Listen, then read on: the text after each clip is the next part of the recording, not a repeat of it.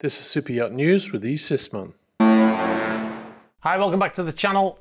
So the super yacht Meridian A has moved briefly from a berth in MB92 shipyard in Barcelona after almost 2 years. The yacht, formerly known as motor yacht Valerie, was arrested at the beginning of the invasion of Ukraine in 2022 as she was trying hurriedly to prepare to leave the Spanish shipyard. She was actually, I actually got a photograph of her alongside motor yacht Solaris owned by Abramovich. His yacht also rapidly departed from Barcelona the day before he was added to sanctions. Now the 85-metre or 279-foot super yacht with a value of over $100 million allegedly belongs to Sergei Chemezov. He's a former KGB officer who heads the state conglomerate Rostec. However, this ownership is through a myriad of shell companies, which makes it very difficult for authorities to establish who owns any yacht in that situation. But investigations have shown that the shell companies and trusts come back to the stepdaughter of Chemezov. Now, Chemezov was sanctioned by the United States in 2014 and by Britain in 2020 over Russia's annexation of Crimea, and was named in sanctions lists in March 2022, again by the United States, further sanctions, and new sanctions by Australia. Now, after the yacht was arrested in Spain, a company who formerly owns the yacht, Sulberg Services Limited, challenged the freezing order in court. Sulberg argued that Spanish authorities could not prove who owned the yacht and therefore could not freeze it. A Madrid court rejected the claim in 2022. Now, imagine trying that with your local police. Well, it's not my car. You can't prove it's my car, therefore you can't impound it. Like, try that one and let me know how it goes. Now, in October 2022, whilst the vessel had been arrested in Barcelona, the yacht changed the name from Valerie to Meridian A. We reported on this at the time, episode 149 of Super Yacht News, if you want to go back and see it. And we said in that video that it was unusual, especially as the yacht was frozen. However, it would become clear shortly afterwards. Later on in that month, in October of 2022, the yacht, now named Meridian A, attempted to leave Barcelona, seemingly hoping the name change would confuse the authorities long enough for the yacht to get out to sea. The yacht was leased to another company, Amtech Worldwide Limited, and that company gave power to another third company to use the yacht. And it's this company that apparently changed the name. We don't know the name of that company that did that, but they were the ones that apparently made the name change. The crew removed all evidence of the name of the yacht from the vessel, replacing it with temporary yacht signs of Meridian A, apparently written on pieces of paper, even changing the name on the life rings, and then they applied to the port for permission to leave, the port authorities. And initially they were granted that permission. Now, their intention seems to reach international waters and then head for a friendly country. However, the authorities got wise to the plan and permission to leave was quickly revoked, and the vessel was then boarded by Spanish police. Now, the yacht is still registered on the IMO database as owned by Sulberg Services Limited. The yacht, after its short journey, which went down into the Barcelona Marina, is now back in MB92. Now, this kind of thing does happen with vessels that are arrested, probably monitored by the authorities, but they allow them to go out to test the motors and test the equipment and stuff like that. All right, we'll move on to our next story. Now, this is an interesting thing that just happened yesterday. My colleague who looks after our social media recently posted an old short video on our Instagram page showing a crew member climbing up an inflatable fender onto a yacht, and it had the title, "How Never," in capital letters, to climb on board a super yacht.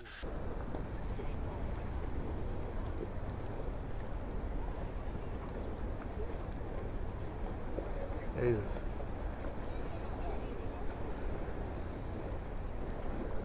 Now, it was meant to be an advisory on safe working practices on board any yacht, not this one in particular.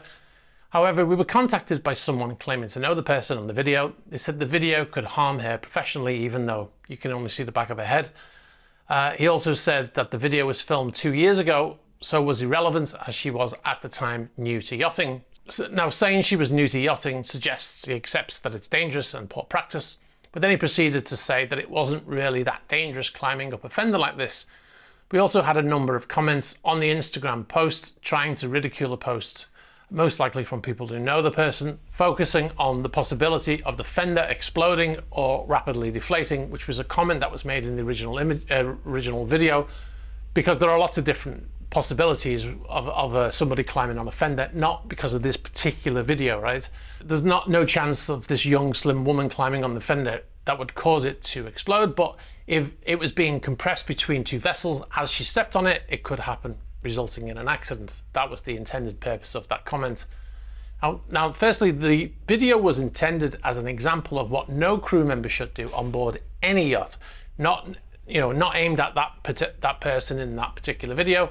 The fact that it was 2 years ago was irrelevant, and it's potentially very dangerous to climb up a fender like this, and people have been killed trying to use fenders in ways that they are not intended for. The person on deck does not react at all, smiling at the young crew member, suggesting that this was not unusual at all, but perhaps common practice on this vessel. The person who contacted us suggested also that it's not that dangerous. He's possibly a possible reason this goes on in the first place, if he has a position of authority on board a yacht and allows this to go on. Another comment on the Instagram post seemingly aimed at me personally, saying that this is coming from someone who's never stepped foot on board a sailing yacht. Now, I don't know how that's relevant. It has nothing to do with sailing yachts. It's about safe working practices on board any yacht. All yachts use fenders and all ships use fenders. So what does that comment mean? Is it common practice to climb up fenders on sailing yachts? I doubt it. In 2015, a crew member used a fender hook to secure his safety line on while he was cleaning over the side of the yacht.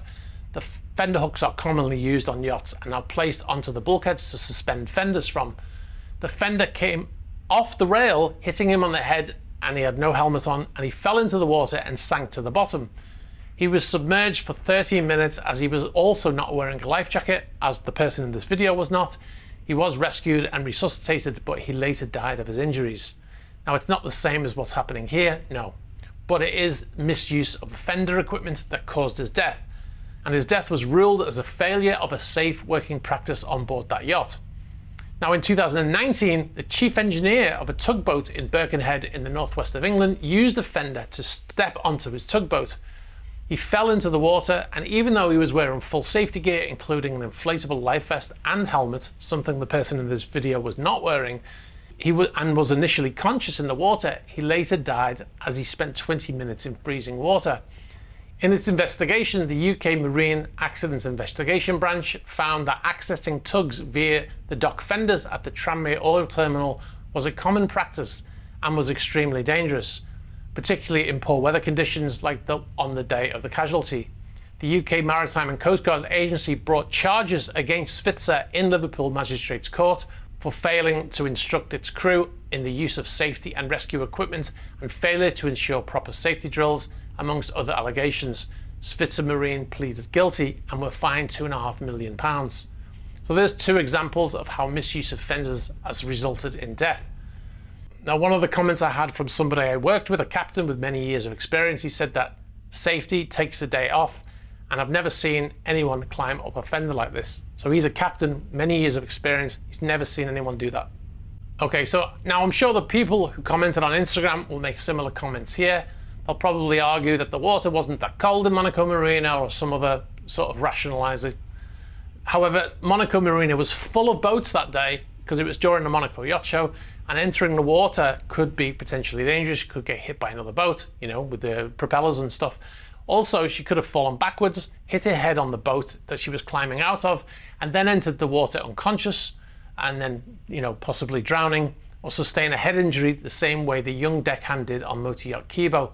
There are so many scenarios that could have resulted from what she was doing. Now, rationalize it at your own risk, because it doesn't change the fact that it is a dangerous and unnecessary practice. All right, guys, one more thing before we go. We've got some footage here surfaced on Instagram from onboard Motor Yacht La Dacia.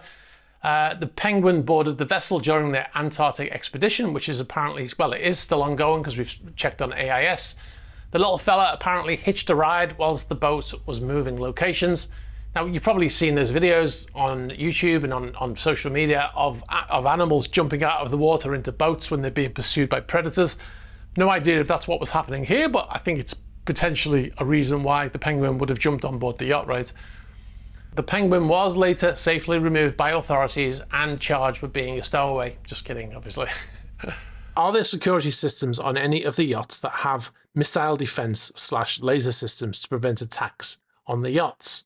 All right, guys, remember to check out our new podcast. It's on the podcast channel at Yacht Report Podcast. If you type that into YouTube, you'll find the channel there. You can also find it on Spotify and Apple Podcasts, as well as on Audible. Here we talk all things super yachts in a more informal, relaxed atmosphere with anecdotal stories from past adventures in the industry. Episode 3 is now live on the podcast. Episode 4 coming soon. From Monaco to Gibraltar was 865 nautical miles.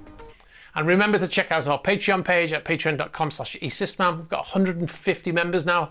You'll find many videos not featured on YouTube, including our Atlantic vlog series and behind the scenes footage from our trips to Italy, Monaco and France. There's lots of other extras, patron chat series and other stuff that we'd never post on YouTube on there also. Now, if you've got any information for us about any of the stories here or any other stories, please be sure to get in touch. You can get us in the email address in the ticker. You can get us on the About page of YouTube. You can get us on Instagram and Facebook Messenger and also on Threema. Be sure to like this video, very important, the algorithm. Hit the subscribe button and hit the bell for future notifications. All right, guys, thanks for watching and I'll catch you with you soon. Bye-bye.